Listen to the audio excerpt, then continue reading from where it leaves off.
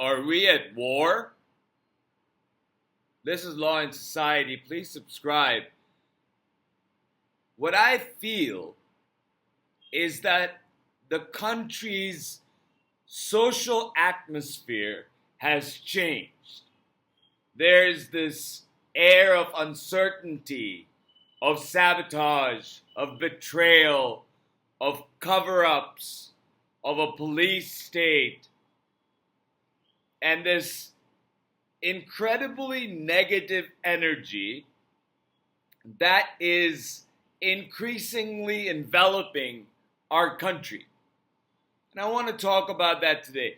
And what made me think about saying, are we at war? Are we at war with ourselves? Are we having a fragmented civil war in a very different sort of way ideologically?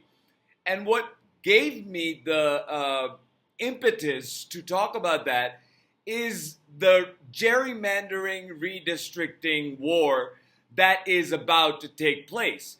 So as we know that Donald Trump wanted 5 Republican seats to be created in the state of Texas in the middle of the decade when election lines are redistricted once every 10 years after the census.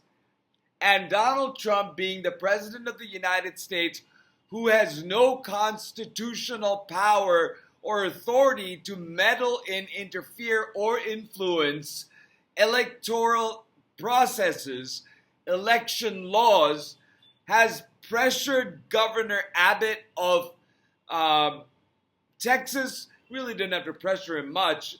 He was very willing to do it in order to gerrymander in the middle of the decade Texas in order to eliminate 5 Democratic districts and add 5 Republican ones. And so during the first emergency session, Texas Democrats all went away from the Texas legislature, went to California, to New York, and to Illinois, and stopped the first session from happening. But the goal of them leaving was to inform the nation and to inform citizens of California, Illinois, and New York that this sort of undemocratic, illegal, unconstitutional gerrymandering is about to take place in Texas. So in return, Governor Newsom of California, Governor Hochul of New York, and Governor Pritzker of Illinois, 3 of the biggest Democratic states that have supermajorities in their government, have also pledged to take redistricting steps if Texas chooses to do so. And Gavin Newsom is going about it in a brilliant way by sort of satiring how Donald Trump uses social media and his capital letter posts and thank you for your attention in this matter, and by trolling him and by informing him that California is not going to stand by and not do anything if Texas goes ahead and tries to redistrict in the middle of the decade. Same goes for Indiana and other states. Now, whether that will eventually end up being possible before the 2026 elections remains to be seen. But we are gearing up for a constitutional crisis, another one. So that's what got me thinking about, are we in this ideological war? And many times people have said that we are in a civil war is here, civil war is coming. Not in the way that we know war to be, but ideologically, what I see happening is an attack from within, where Donald Trump and his aides and his influencers and his enablers are hijacking the country from Americans, including MAGA Americans, because Donald Trump is lying to MAGA Americans, because Donald Trump's government has compromised our intelligence apparatus. You know, in his talk about Russia hacking our federal court documents, Donald Trump just shrugs it off and says, you know, they hack and we hack. So are we now, is our intelligence posture now that we don't care if adversarial nations and our enemies hack into our documents, our court documents? Where else are they going to hack into? Into our power grid, into our water grid, water systems, into our, they've already seeped into the propaganda channels all through the media. So Donald Trump is essentially inviting and saying, oh yeah, it's an accepted thing that we get hacked by them.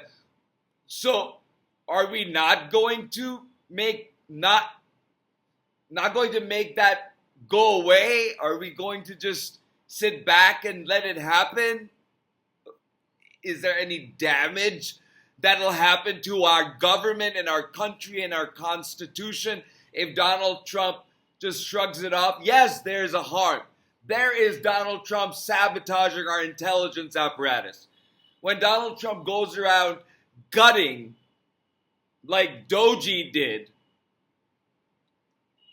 and like he did with the commissioner of the Bureau of Labor Statistics, gutting government departments completely, and then rushing to hire back some of the very necessary people to run those departments, because you cannot unilaterally just shut down the governments. But Donald Trump isn't stopping, though.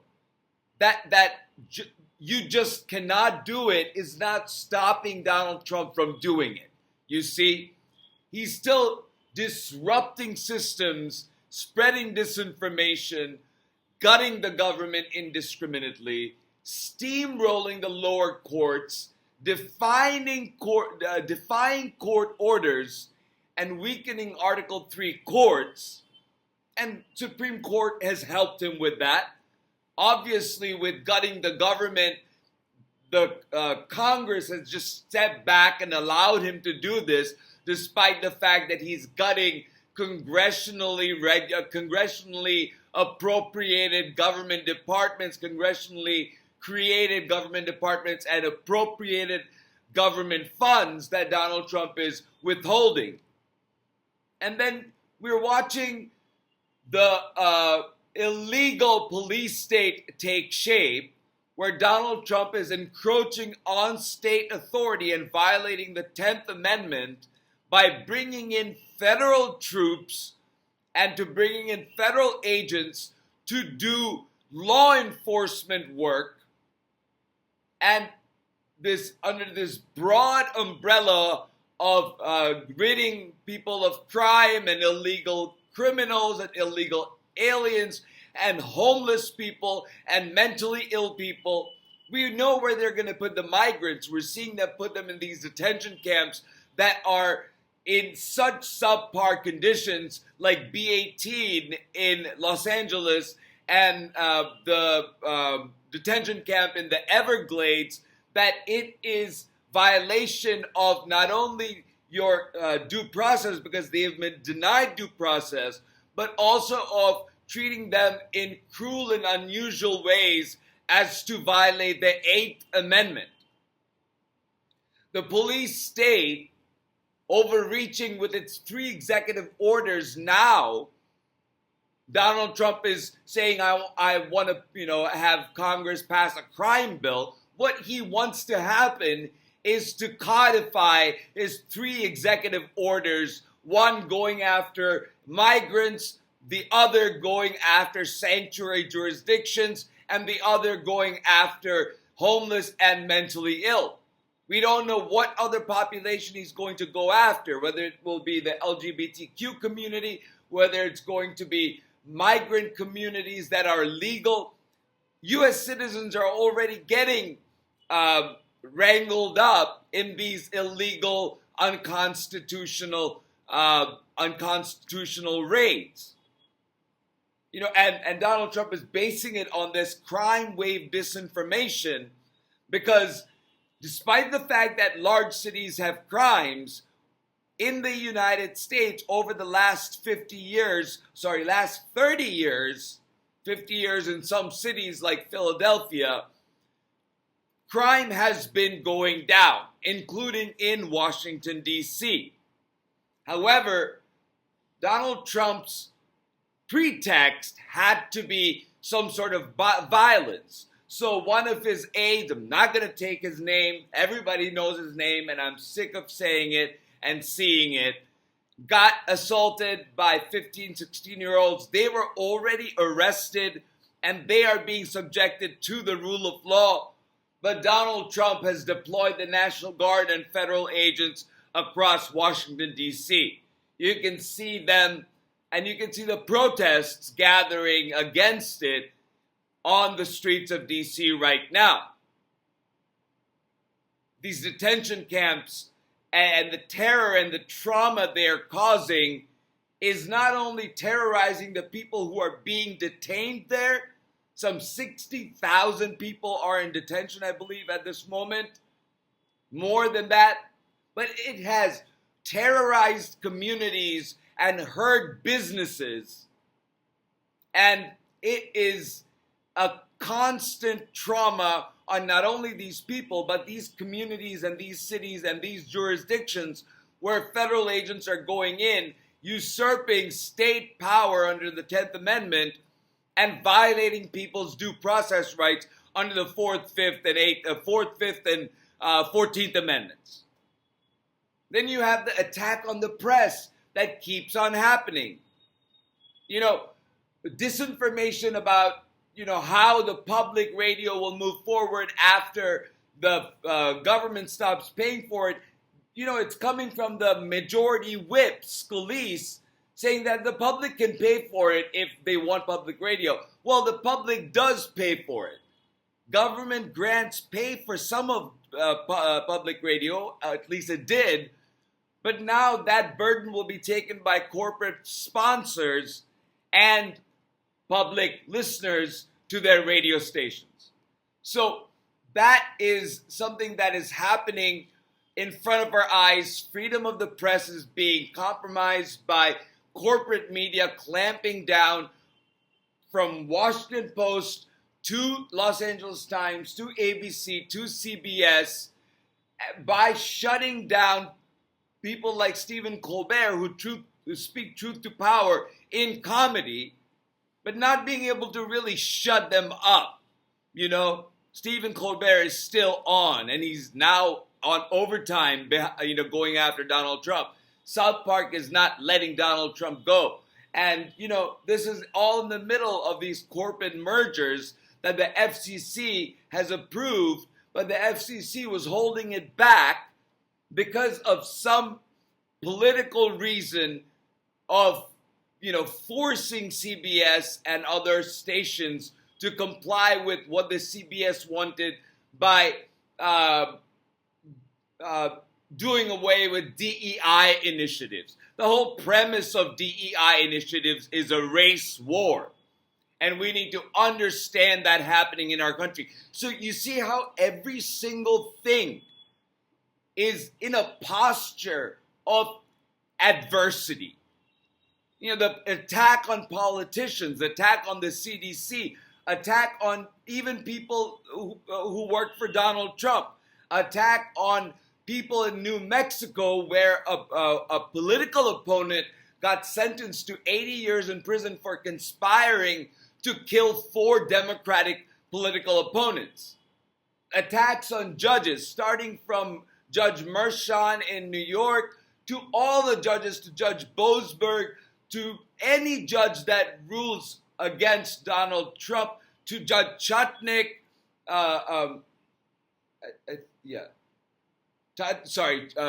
Chutkin, Judge Tanya Chutkin.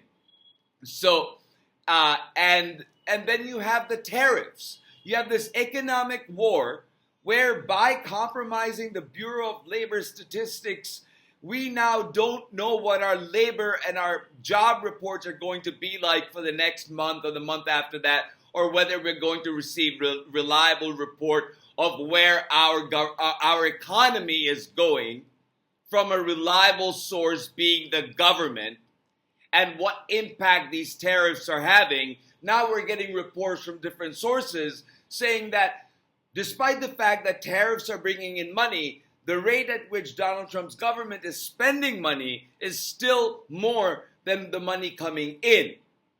So by destabilizing the economy, by tariffs that are still not legal, by the way, the Federal Circuit has not ruled on the legality of the tariffs, then the case will go to the Supreme Court, and then we'll see what the Supreme Court says about tariffs and whether it takes that power from Congress explicitly written in the Constitution and gives it to the president or not. I hope it doesn't come to that because, you see the crisis I'm talking about? The different crises, a step 1, step 2, step 3. We are seeing a sabotage happening from within. And it is Donald Trump's regime and Donald Trump's sycophants and Donald Trump's disinformation amplifiers who are causing this disorder, where they are the ones breaking the laws and defying the courts, and then projecting onto their opponents that you are breaking the law by throwing a sandwich at me. We are at the point where Donald Trump's goons are arresting and charging people for throwing sandwiches. And mind you, technically that is assault. So we as American citizens have to be civically engaged and civically informed. You can speak at whatever volume you want and shout at these police officers. But the moment you make an intentional approach towards them that gives them an apprehension of harm, a real apprehension of harm, being thrown something or by being spit at from a health perspective, that gives rise for them to come after you. And that's how arbitrary Donald Trump's police force is going to be.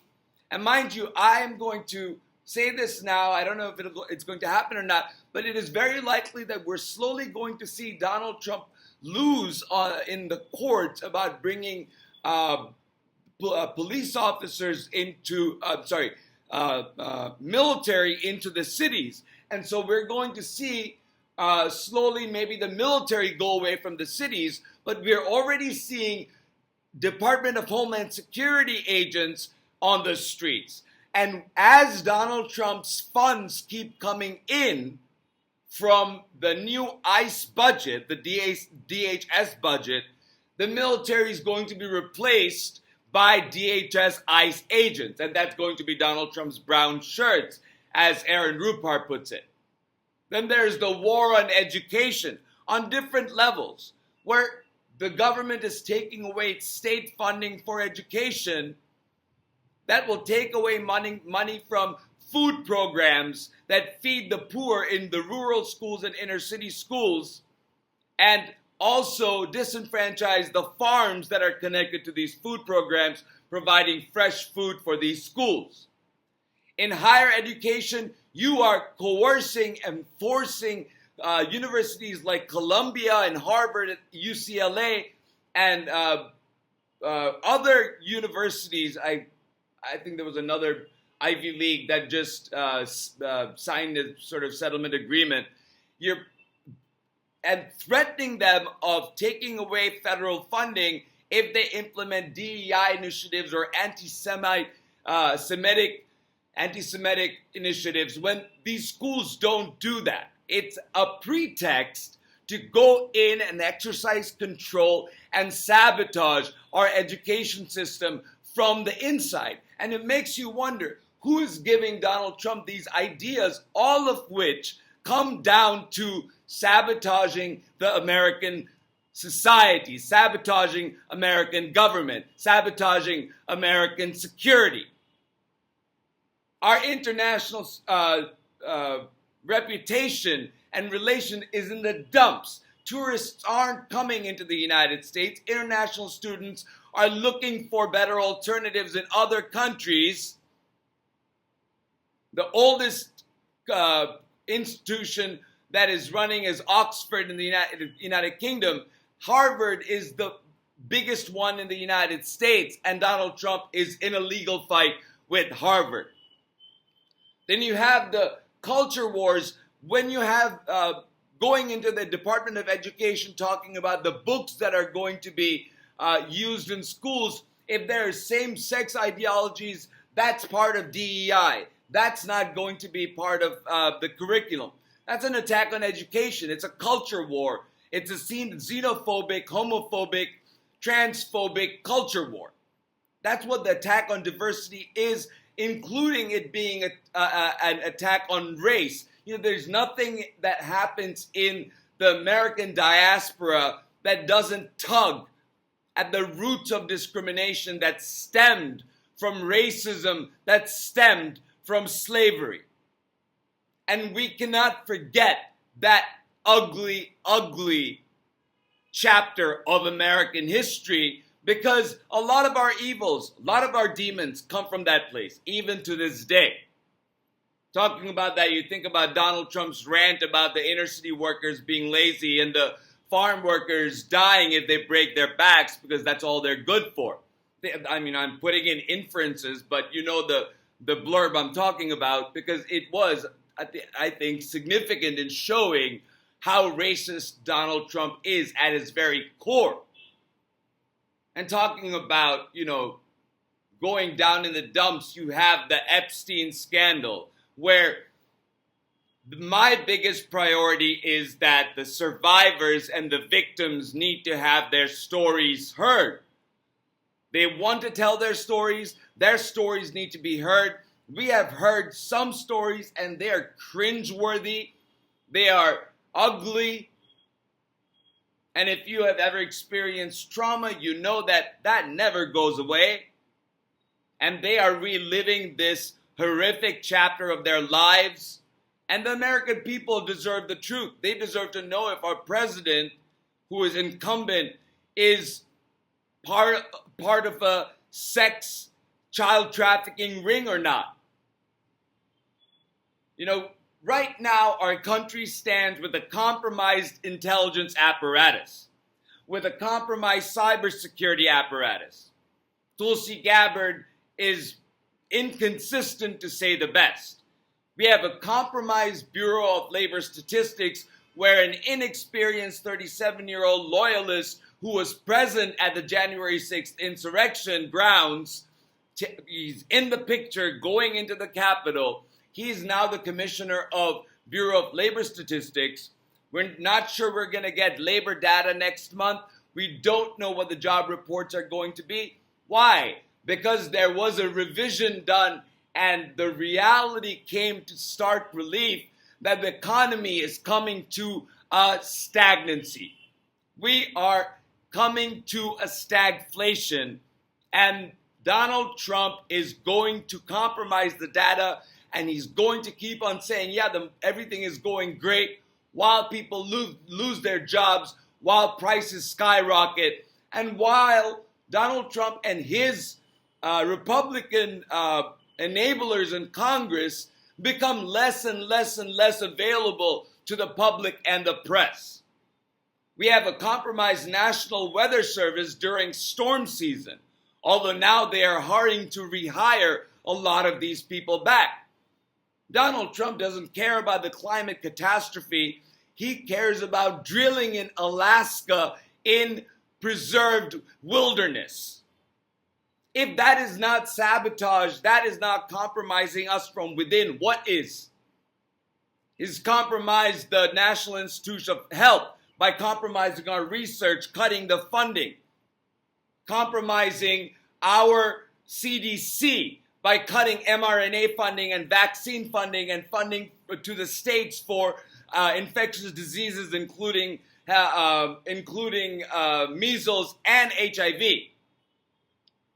You're compromising the Social Security Department by making it difficult for people to get Social Security. You're bringing the Social Security system that has been part of America's bedrock for a better part of the last 100 years, and you're bringing that into question. As I said earlier, the FCC is compromised because they are on a mission to coerce media organizations to stop their licensing if there are DEI initiatives, playing the culture wars card again, compromising our social fabric.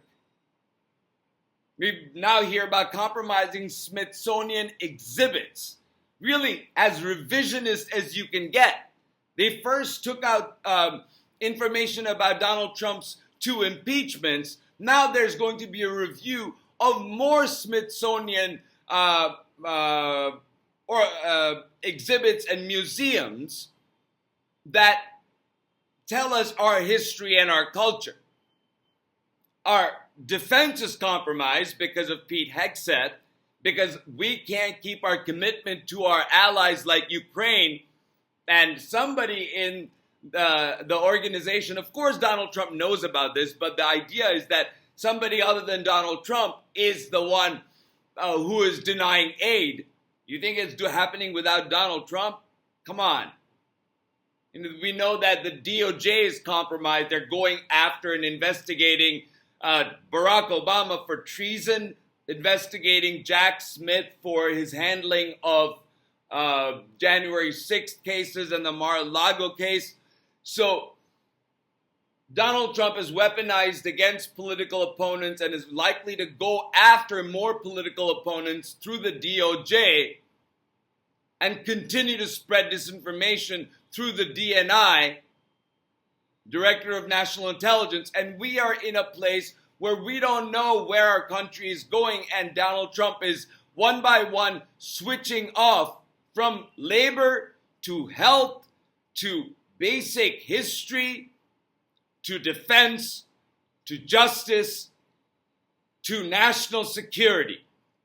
Everything is being compromised from within. And to end this episode, I will tell you this, and it should be obvious by now. Donald Trump is an enemy of the United States. Donald Trump is the #1 domestic enemy of the United States. Donald Trump is destabilizing American society and American government. Donald Trump is brick by brick working to dismantle our Republican form of government and our constitutional order. And we need to push back. We need to raise our voices. With that said, thank you so much. Please like, share, and subscribe, and I'll talk to you soon.